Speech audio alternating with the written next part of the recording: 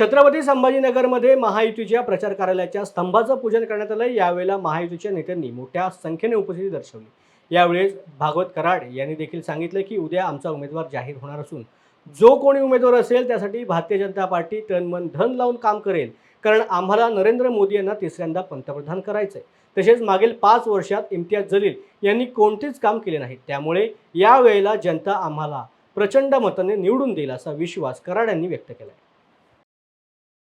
बरं, आता उद्घाटन झालेलं आहे प्रचार कार्यालयाचं, ते सांगा। विषय असा आहे की निधी देणं हे मंत्र्याचं कामच आहे। आता निवडणूक सुरू आहे, प्रचार सुरू आहे, हे प्रलोभन तुम्हाला वाटत नाही का?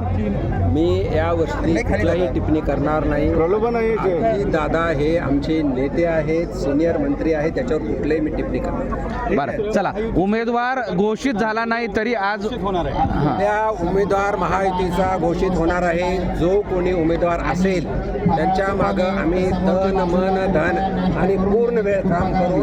आम्हाला एकच माहीत आहे, कुठल्याही परिस्थितीमध्ये आम्हाला संभाजीनगरचा खासदार हा महायुतीचा आणायचा आहे, कारण महायुतीच्या माध्यमातून आम्हाला प्रधानमंत्री मोदी साहेबांना ज्यावेळेस प्रधानमंत्री म्हणून शपथ घेतील त्यावेळेस हा उमेदवार, हा लोकसभेचा खासदार, तो तिथे आम्हाला म्हणजे मोदी साहेबांना सपोर्ट करेल। मागचे 5 वर्ष या जलीलचं आम्ही ऐकलं, एकही विकासाचं काम केलं नाही आणि नेहमी आलोचना, विरोध विरोध विरोध।